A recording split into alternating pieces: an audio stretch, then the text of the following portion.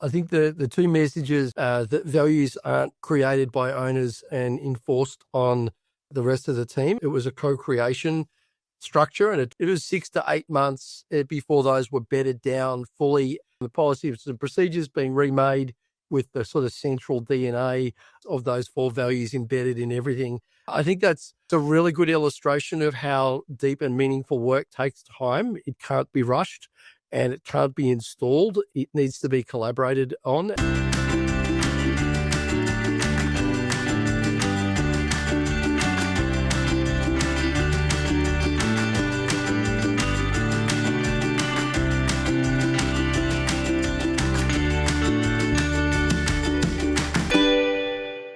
All right, welcome back to the Scale My Clinic podcast. Today, I am super happy to have with me Kylie Yates, who is the co-owner at the surgery at Gera, which is in Jerrambera. It's in New South Wales, technically a suburb of Queanbeyan, which is in the ACT. So I presume both state territories sort of fight a little bit over it. It's Scott Ware, who's relatively new to the helm in PM. Welcome, guys. Thank you. Hi. Thanks for having us. And what we're going to talk about today is we're going to cover a few things, but I'm really excited to walk through just the interface between the practice manager and the owner and exactly how that works. Kylie, let's throw to you. Could you talk to us a little bit about when you began, how long ago the clinic started, and exactly how it's built over time, the type of patients you serve, the billing, all the things so people kind of understand what type of practice that you own? Okay, so my husband David and I started the practice back in 2008. David's the GP. He was a one-man band, so it had a big patient base, but we couldn't find doctors. So he was working all the time, and it was a couple of years before we took a couple of doctors on, probably about 5 years before we reached a critical mass of having enough doctors that we didn't have to bring a locum in to cover and things. So once that got around and we got a better reputation from we had a great reputation anyway, but had other doctors that were local that have come across from us and they brought their patients. That's how we keep building up. So we're primarily private billing. The doctors bulk bill at their own discretion. We're at the higher end of practice fees, so we think we give that high quality service. And in about 7 or 8 years ago, we expanded and took over the adjoining suite and doubled our size. So now we have 8 consult rooms, 2 treatment rooms. Yeah, so quite a good size practice, and 13 FTE GPs. Sorry, 13 GPs, 8 FTE. Okay, that's excellent. And I think a lot of people listening would be quite jealous of that. Now, some people might have noticed that you are very articulate and you look like you've done this before. And in fact, that's true. You have got a background that's a little bit unusual coming into general practice ownership. Can you talk a little bit about that? So I was a broadcast journalist. You can't tell. Imagine 30 kilos ago. So I worked for a lot of the major networks as a television reporter and also a chief of staff, and then went to be a media advisor up at the House as well. And I was also one of the national communications advisors for the AMA. So very, very nice lead into the next bit. And I was keen just for you to unpack a little bit about your approach to values. I know when we were doing some work on this, you shared some stories about how you've done this particularly well and communicated this in your practice. And maybe we'll hear from you as to what you've done, and then I'd love to get some feedback from Scott as to what that approach meant to him as being a part of the team. So Kylie, let's kick off. What exactly did you do in the practice with the values? So we joined Scale My Clinic back in 2023, and one of the first things that you guys said was it's no point doing anything unless your culture is right. We did have a bit of a backstep in relation to our culture, and we had a bit of a turnover of staff. So what we did is we went straight back to the ground level and redid our values. So what was really important to us was not David and I dictating what we thought our values should be, is we had big feedback from all of the staff. We put out a survey to all of them and they shortlisted. There was a list of about 50 values. So we shortlisted the values and they really did align similarly with what David and I liked, but it was important that the staff drove it. And we came up with the values of care, compassion, teamwork and trust. And one of the things that was really important to us is it wasn't just lip service. It wasn't just having it on our mission statement or for accreditation, is we had to live by those values. So that was where we draw a line in the sand and said to staff, no one's going to be swimming in the same speed all the time, but we want everyone swimming in the same direction. So we said that every decision we make, even if it was financial, was how does it align with our values? And we do that every day. So if it's increasing patient fees, or how does that align with our values or care? We have to look after ourselves first. We need to be a sustainable practice. And we don't hide from our values. Not only do we answer to them every day, but every room has got them displayed. Every computer's got them up. We have them displayed in our waiting room, down the hallways. So we're accountable not only to ourselves, but the patients make us accountable as well. I like it. Business graffiti. And that's a great little segue into your introduction to the practice, Scott. You've been there over around about 2.5 years and in the PM role for, say, 4 months or so. I'm really curious because it sounds like you probably came on at a similar time to the values work was being done. So from the perspective of an employee, just walk us through how that's felt from your perspective and then also a bit about your journey to becoming the PM. Yeah, so I was very new when the value piece was all sort of starting. So I was at it from ground level. And actually it's only me and one other receptionist that's still here since that time. So it was an interesting journey in doing it. So feeling that it's a bit of a tree hugging exercise in some ways, like where are we sort of going? What are we sort of doing in this space? But the communication to us from the PM at the time, and David and Kylie, was very clear. As I say, I was only very new to it. David and Kylie were both very raw and open about certain things that they'd been through it to get to this stage, and then to where we needed to get to. So the values and the culture, it took a long time. It took probably 6 to 8 months to really start really embedding with the team. And now it's like 2.5 years on, and it's just second nature. So we've had, when I was heading up the reception team, we've had staff that hated doing whiffles, and now it's just second nature. You don't even have to ask. It's just we rattle it off and move on. It's all a bit of fun, and sometimes we have make light of it. Sometimes it's a bit more serious with what they're expressing, but it's a safe place and it's happy days. From a management side, I love the values.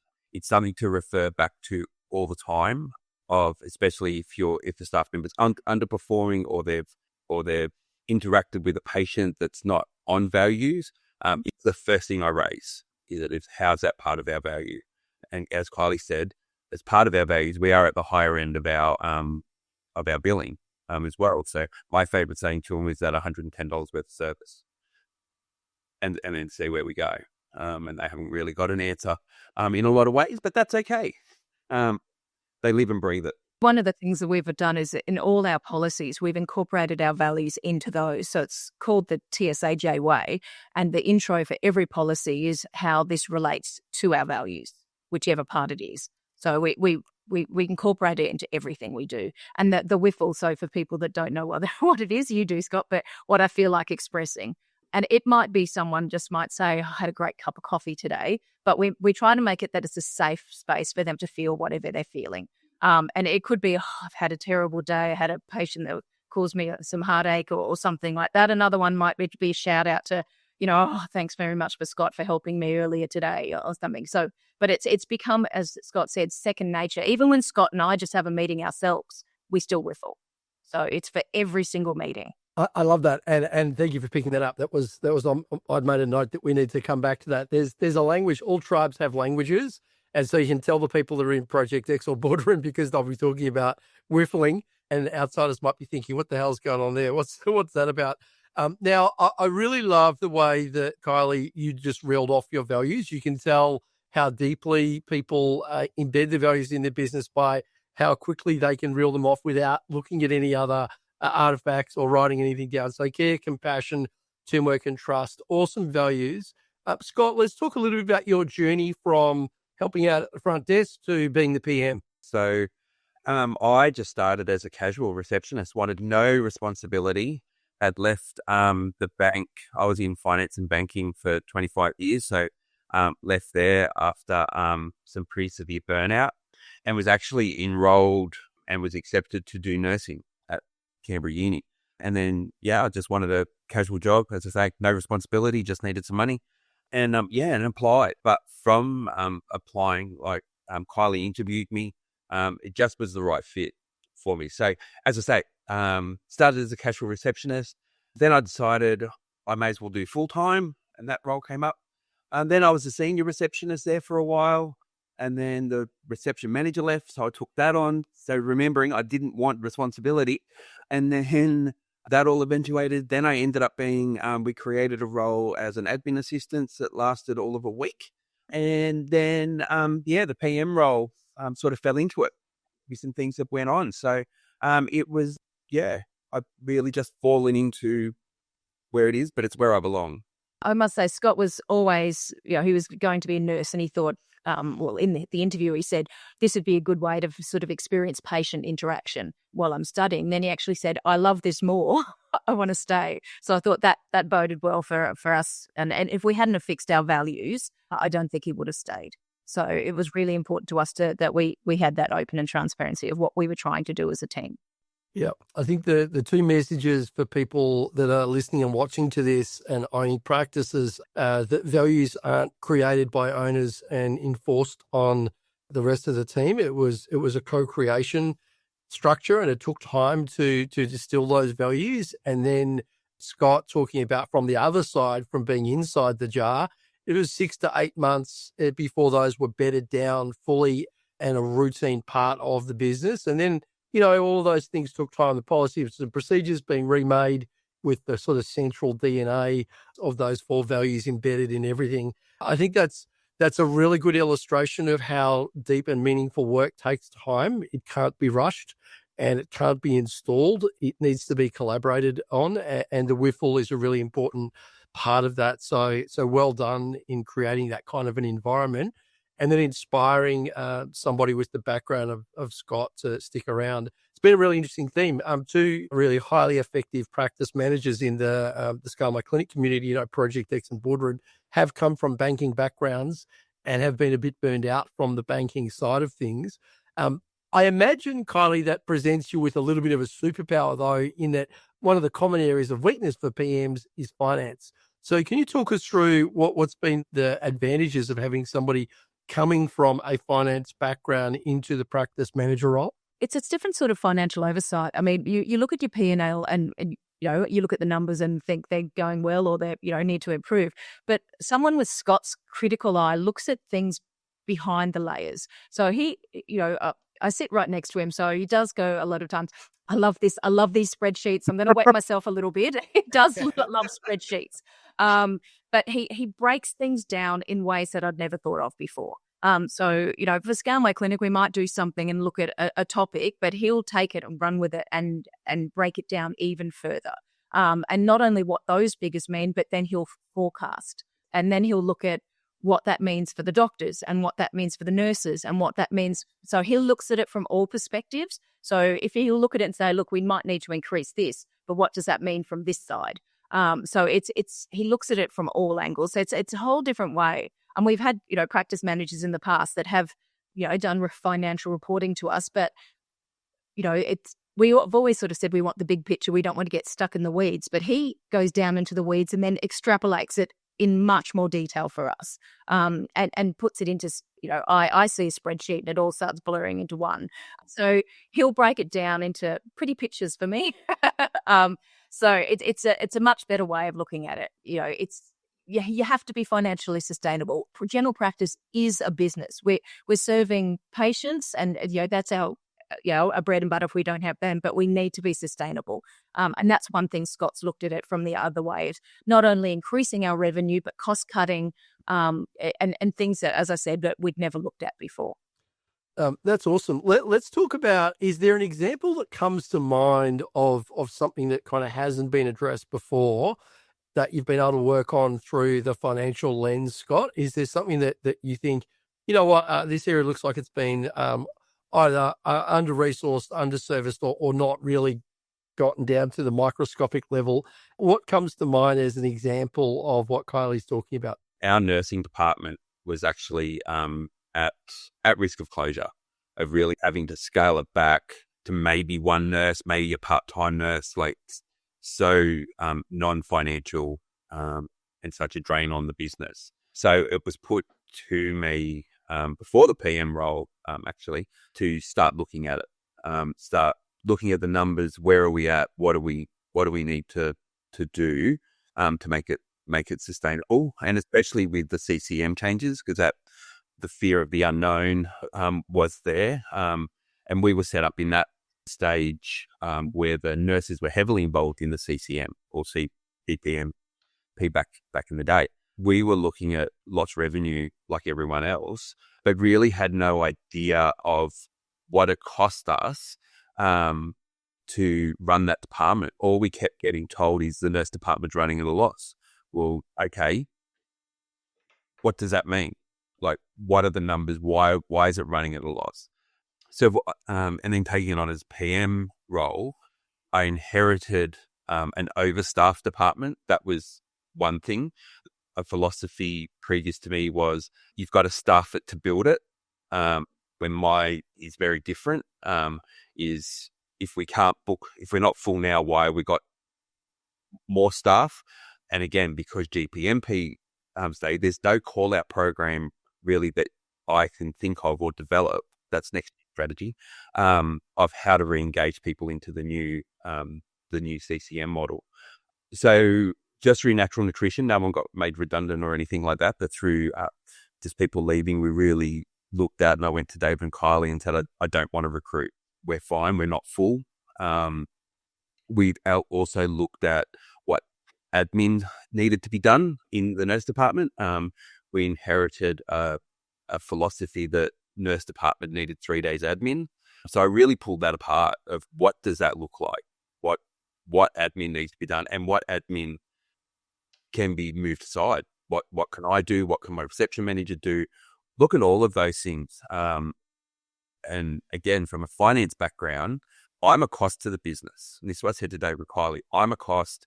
All the admin team are a cost. The nurses make us money. So why are they being stuck in 3 days admin?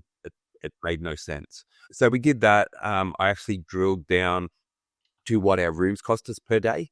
So drilled down on literally everything and got our daily cost, which is now factored into everything of what our rooms cost us. And then what does every procedure cost? So I developed into what do we use in each procedure? And I'm non-clinical. So I was literally going in and going, okay, how many Band-Aid do I need for this? And it's all in my little spreadsheet that Dave and Kylie just hate, but it's itemized. And then as prices change, I can go in and change them and make sure our pricing's right. So we really broke it down. The big aim of it was to free up doctor time in bringing in private nurse billing. So what we were having to do was the doctors were doing assists each time a needle or a vaccination or anything was given. So doctor had to come out of consult or in between consult to oversee that, so we could bill something for the nurse time and recoup costs. Yeah, right. With all the doctor consent and a lot of chatting about what do doctors actually need to go into the treatment room for, we then came up with the model that we've got, where the nurses are very autonomous in what they've done. So can I just say, we were 3.5 FTE. And so one of that was a full-time nurse manager who was doing 3 days a week admin. We're now 2 FTE. We were relatively full, but we weren't making money because what was happening is that we had the assist with the doctors, and if they were running behind, they wouldn't come into the nurses' room. So therefore we couldn't bill. And so we were basically giving free service. And so we said, we can't continue to do this. When we brought it up with the doctors we were talking about private nurse billing, they were more than happy. It actually, they lost some of their revenue, but it actually freed them up to not be rushing in between patients and things. So they were time poor. And it allows them to spend more time at Smart Bill on their actual consults rather than coming into the treatment room while there's a vaccination going on and things like that and running late. And the nurses be going to the patients, oh, sorry, or just waiting for the doctor. And then what time do you call it that they're not going to be able to come in to go, this is, we're not billing. The patient would just think they were getting it free anyway. But they were actually really getting it free and we were making a loss. So that it's freed up the doctor's time, but it's also empowered the nurses. They're skilled clinicians themselves, and they can look at whether a wound needs extra help and things like that. So instead of everything defer to the doctor, they can make that decision and do it themselves. So it's been a multifaceted benefit from that as well, not only financial. I think you're right. It does, and this is a lot of people in the Project X and boardroom community do this type of work, and what it does is put their clinical standards to the fore for the nursing team. Like you said, it reduces interruptions for GPs. So whilst they might not get, the billings that relate to that consult, they're actually giving people their undivided attention, not interrupting consults, and therefore can focus on just doing good work, delivering value, and then usually, being paid for that value.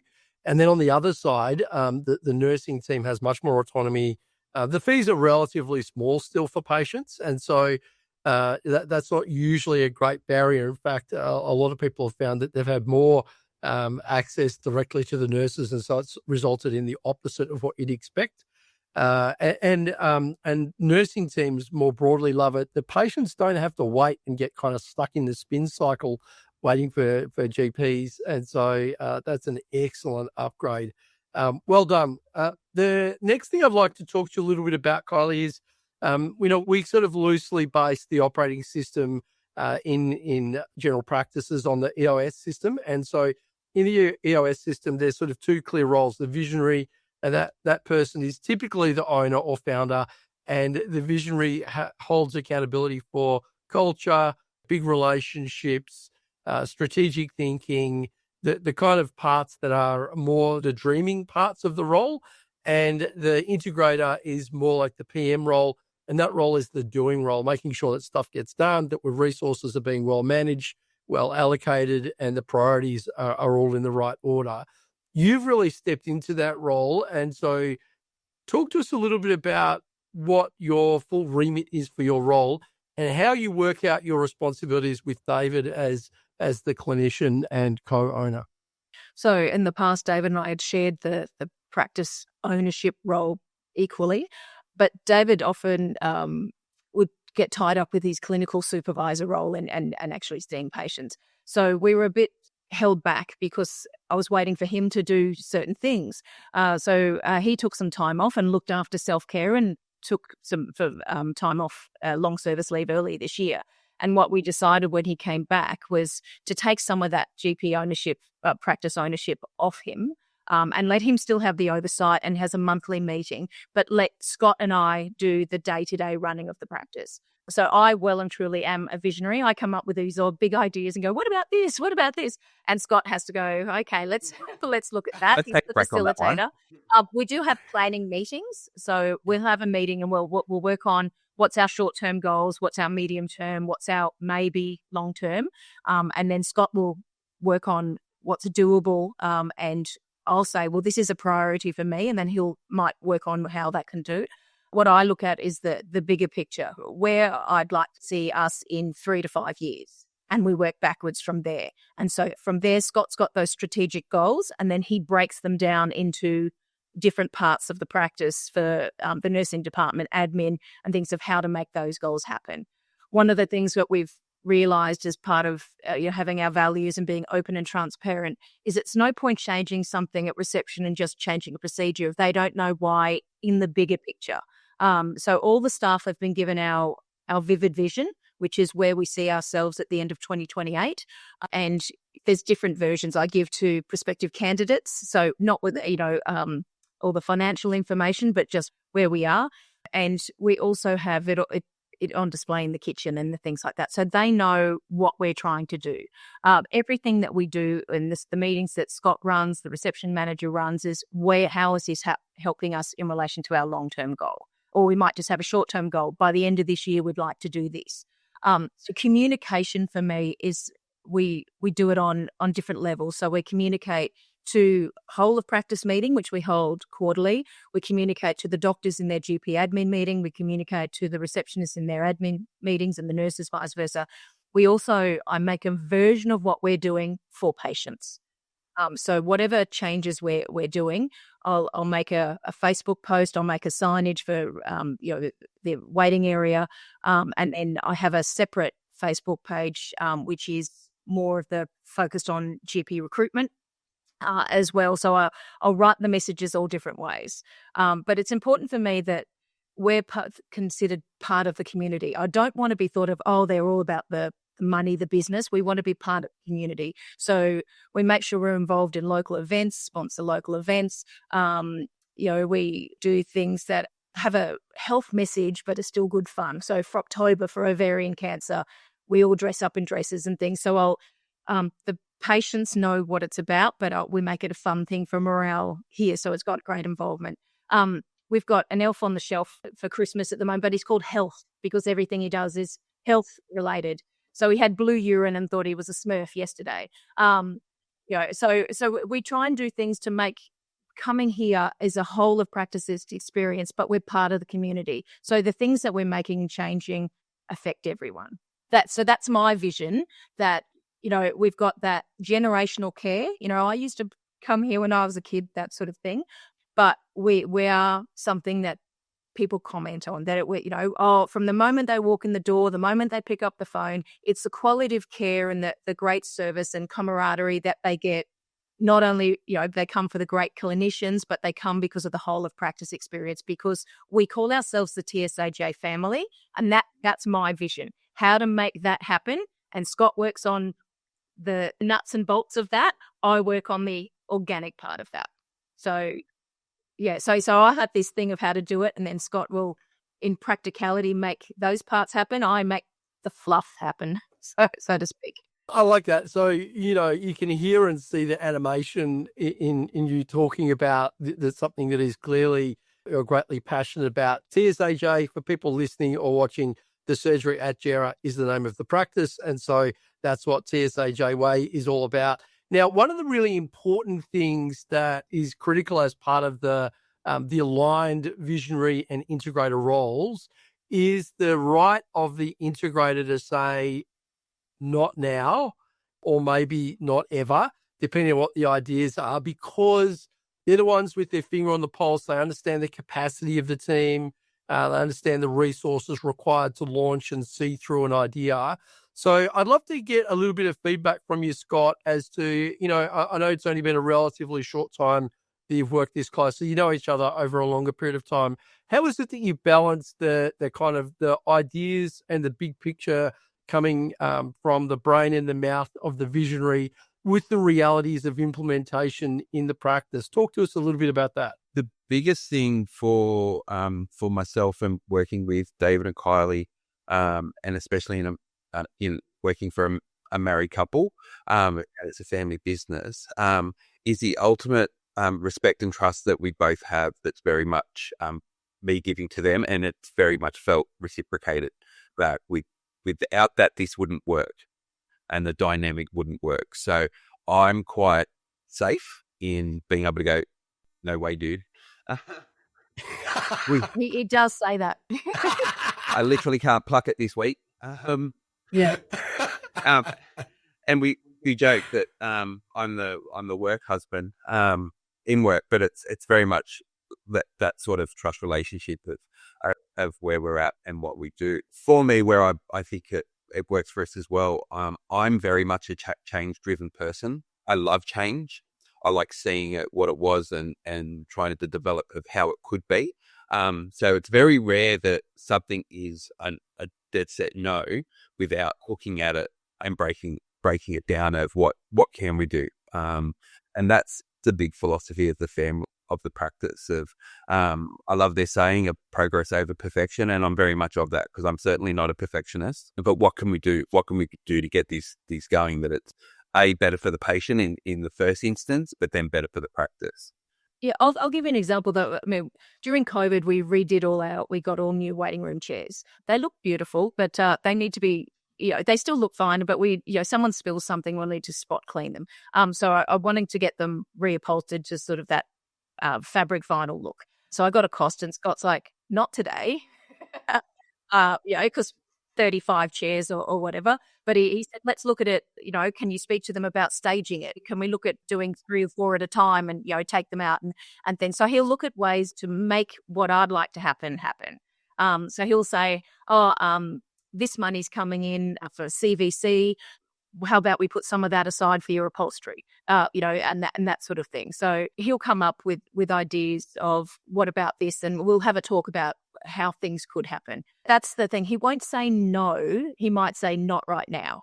So I think I don't have such outlandish ideas that are definitely no's, but how to make it happen. So, and that's, Scott is very much change driven. He is very much progress over perfection. So, and the thing is that with his spreadsheet mind, if I bring up something, he'll go, well, that'll cost about that much. Don't forget this is happening. And I'll even forget, he'll go, don't forget this is happening next month. And we've got this new doctor starting. Well, that'll increase revenue. So he's actually even ticking, you can see the cogs turning. Yeah. He starts thinking ahead of how to make that happen.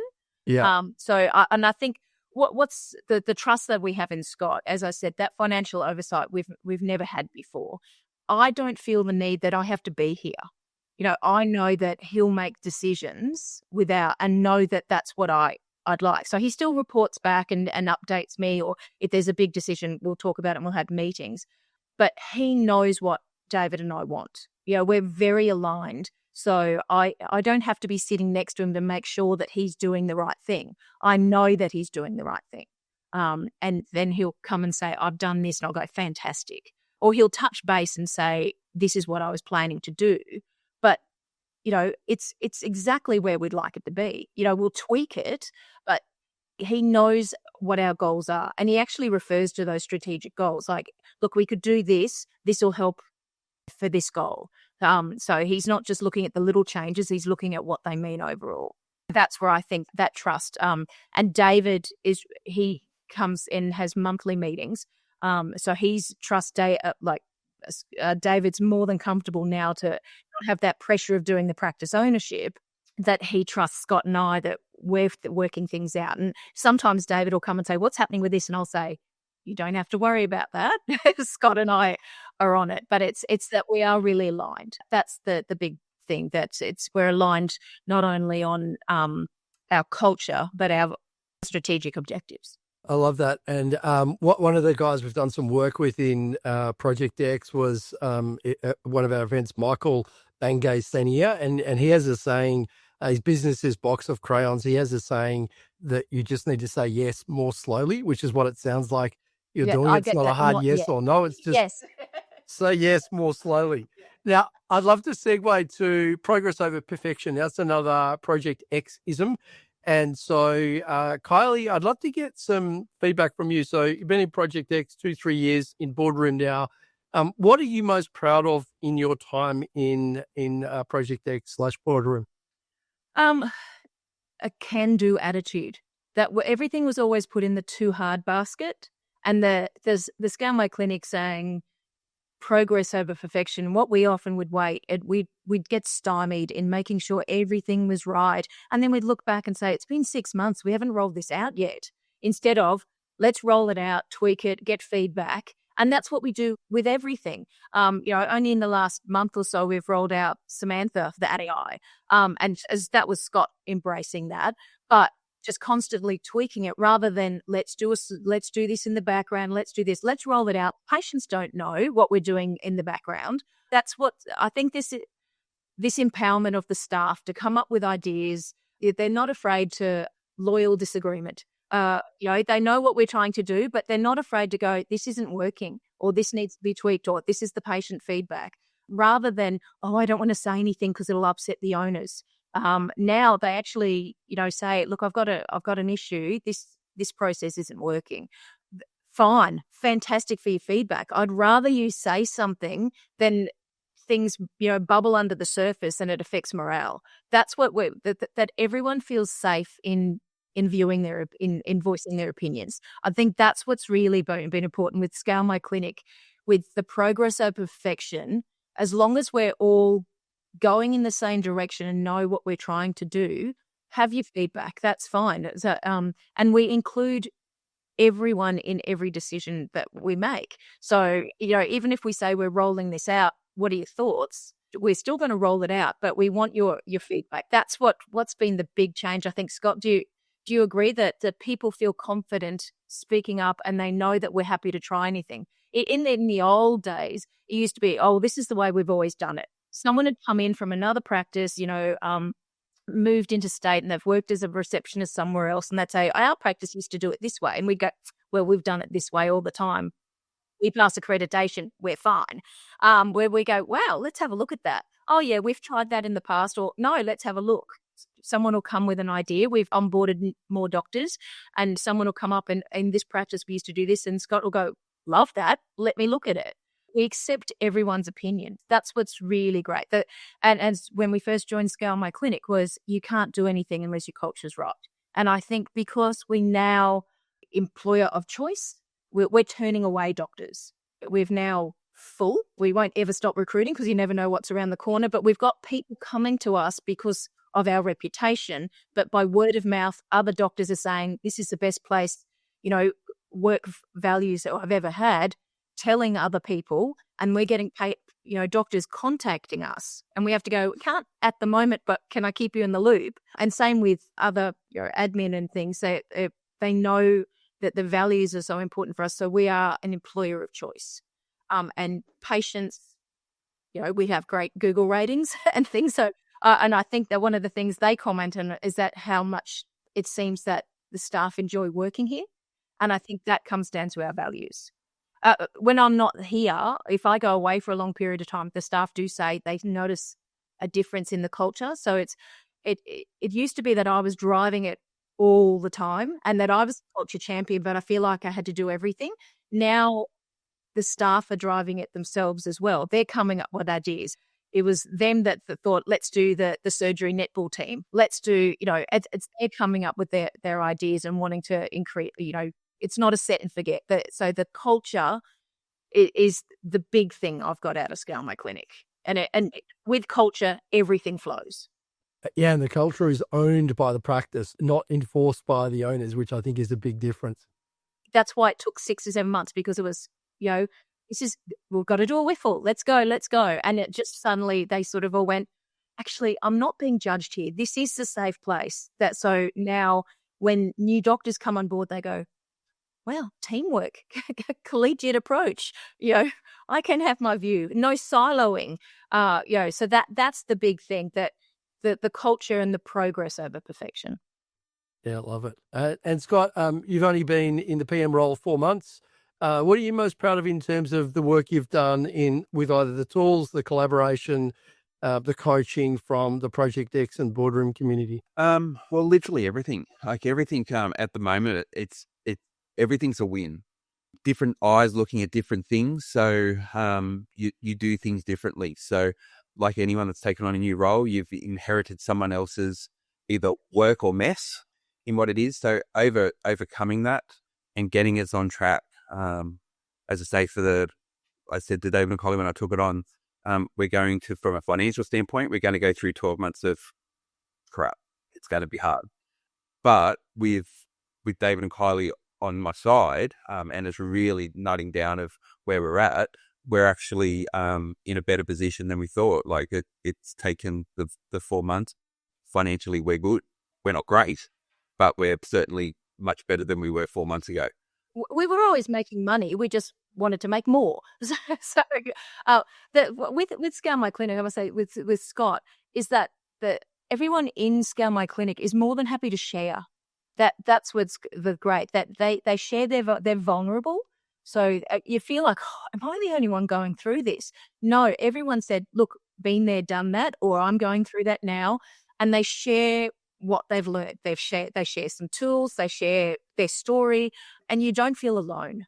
That's what, and Scott will put something on the Facebook site for Scale My Clinic, and people go, here's a document back, or you want me to do that. That's what I think, that they all want to crush the corporates, and they all want to be, sustainable private practices, and they all want to work together to make that happen.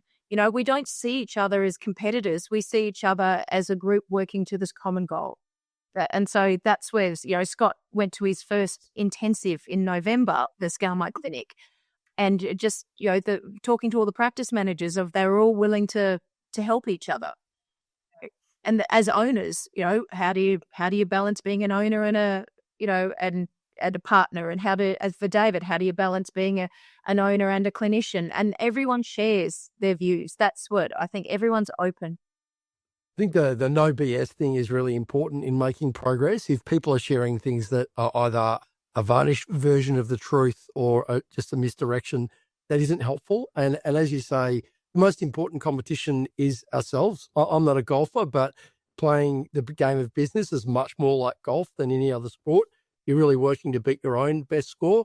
And so I think that's a really important part of it. And Scott, real kudos to you in making more progress, making kind of 12 months of progress in 4 months is something that I think is really cool and to be admired. I'm really keen to hear from both of you. What's next for TSAJ? So Kylie, what's next for TSAJ? So we're onboarding 4 more doctors in the next couple of months. So we're playing Tetris to fit them in.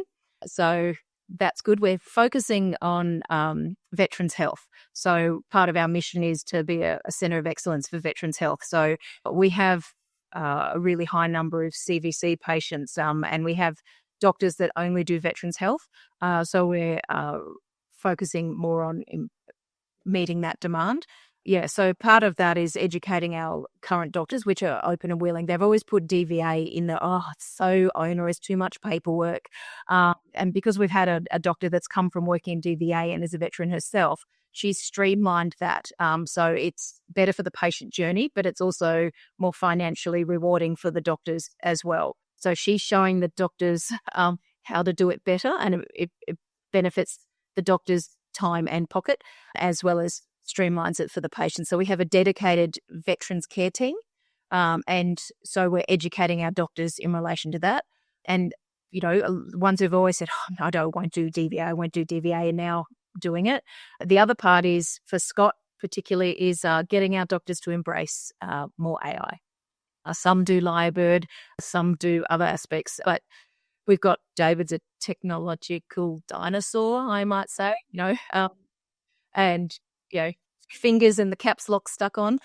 So getting them into the modern way that we're going. So we've got doctors that have come on board that it's nothing, and others that are reluctant. So that's our big thing, that AI is the way to go. And so doing sort of education, but getting demonstrations, the ones that are doing it coming and showing how they've tweaked it. So that's probably in the short term what we're doing. I like it. So technology and serving a group of the population that are mostly underserviced. So DVA and making sure that those people have everything they need to have a great experience. And on the other side, it's rewarding for the GPs, nurses, and the practice to do that work.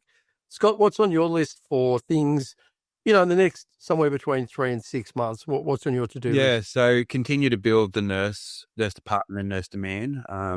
Following on from that, with the big cohort of CVC patients, I see that as such a worthwhile program, both for the practice, but more importantly for the veterans. From an admin side, I'm very heavily involved in it. So on the admin, I understand it, I get it.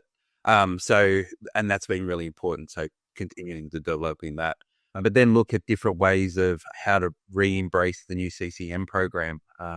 We haven't really looked at what we can do in the nursing department to enhance that program, and then just making sure that what the hard work we've done to get us here doesn't fall away. So keep us focused. We've done amazing work on health assessments and embracing and increased the volume that we've had. The ABSI program, the same thing. We've done a lot of work in the background. So making sure that the nurses don't lose sight of that. And that's probably going to be me for the next. And just continue to celebrate the wins, no matter how little. That's what we do. We do monthly awards, and we've got annual awards, but we just sort of celebrate the wins. So instead of saying, "Oh, this was our target, we're 10% off," actually go, "Well, look how far we've come." That's what we want to do.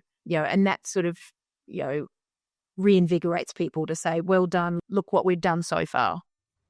Yeah, like clinicians more broadly and practices, we're just terrible at celebrating progress. It's a little bit like patient consulting. You kind of finish something, shut the door, open it again, next, and we don't take the time. So that's a nice other little Project X and boardroomism. AMB, always measure backwards. Turn around, look at what you've achieved. Don't focus on the stuff that you would like to do that you have yet to do. So it's such an important habit. Scott, you had something else you were going to add there, it looked like? Just on that, like for what we do for all the doctors and what I've rolled out. So we do all the financial stuff for them. We give them their breakdown every month. But what I've rolled out, I actually give the nurse manager her profit and loss every month, so she can compare month on month, because it's her department. I oversee it, but it's her department. She's got to make it work. So it's just that open and transparency. We don't hide behind anything. And yeah, if it's not running, then it's up to them to work with me as much as me work with them of how we can improve this. Yeah, I love that. I think that's super important. There'll be people listening to this that can relate to your story either from the startup phase, the single solo doctor kind of phase, or where you're at now, 8 FTE, soon to get to sort of 10 or 11 FTE. What advice would you have for practice owners, Kylie, that are out there that have an environment that's like that, but they're sitting there thinking, God, my experience is nothing like yours. You seem to be having a good time on top of things, and they're really frustrated with where they're at. What would your advice to them be? It comes back to culture. So you can't do anything. I mean, when you hear lots of other practices and you hear their problems, it might be an HR problem or it might be a financial problem. When you look at the background behind it, it comes down to culture and communication. So look at the underlying problems, not just fix. It's, general practice seems to be spot fires. It's no point fixing spot fires. It's tiring. So it takes work to go underneath the surface and fix it. And then everything flows better from there. So don't just look at the problem you've got, look at why that's happening. That's what Scale My Clinic, and I sound like I'm, but that's, they break it into segments, and some of it you go, oh, that might not be me. Oh, that is, and they'll come back to Scott and go, do we do this?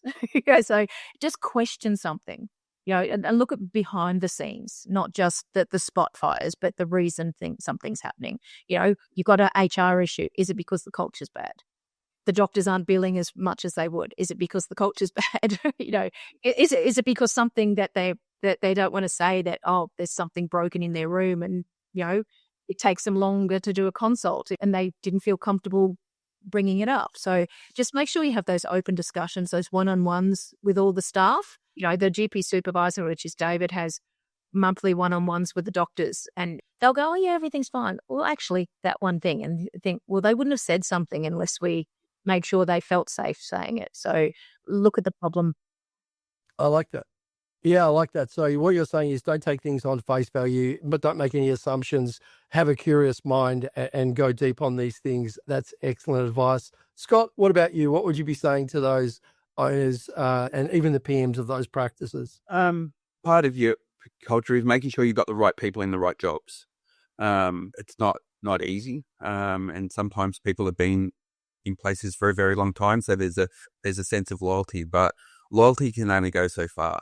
If they don't want to get on the culture train and really have a common goal to move forward and do that in a respectful manner, then you're never going to get ahead. It's never going to change. It's just you're going to plod along. So you've got to embrace it. And as I say, it's hard conversations in some ways, but if you don't want to get on the culture train and you want to change your culture, maybe you need to get off it.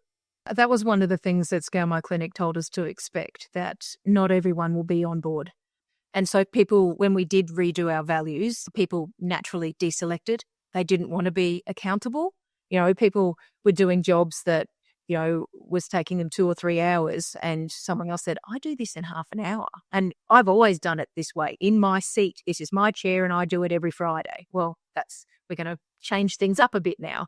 So to having that accountability and transparency, but people, if they're not willing to, as I said, they might not be going the same speed, but as long as they're in the same direction as us. So we've had those decisions that people might say, this isn't for me.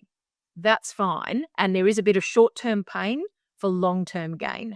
And that's what that 6 to 7 months of was, finding our flow to work out what works for us. So it's not an instant fix. It's up and downs, but we are going up, in a zigzag up. There are setbacks, and something will happen that you go, oh, don't let it deflate you. Learn everything that happens is a learning experience. And that's what we're looking at. Well, let's look at the plus side of this. What can we learn from this and what can we do better? Not just, I hate this. Then don't give up. It gets better and better if you persevere. Yeah. That optimism is required from leadership, I think. And you both described this really well. As you rightly said, when you get improvement coaching, and we focus on business improvement coaching, when you get that, not everybody will come along for the ride. And Scott, you mentioned this in part of your journey because it's mirrored the amount of time in Project X. Most of the team has turned over in that time. And we call that top grading. It just means that you're choosing the people that are going to take you to the next level. That's not to be disrespectful for those that moved on because they got you to where you were, but they're not always the same people. And you said the same thing in elite sporting teams. I know you coach a little bit of rugby as well, Kylie. So, sometimes some people need to move out to make space for the people that are going to take you to the championship. Well done to both of you. I just want to reiterate care, compassion, teamwork, and trust. If you're a GP and you're not an owner, you're listening to this, you're around Queanbeyan area and you're interested in working in an awesome general practice, then do hit up the team, hit up Kylie at TSAJ and have a chat about seeing if they can find some space for you there. Great place to work. The rest of you that are owners or about to be owners, there are a ton of lessons in here for you to unpack and to deliver on in your practice. Thank you both for your time. I'm really grateful and appreciate the awesome work you're doing in your local communities. Have a great day. Thank you.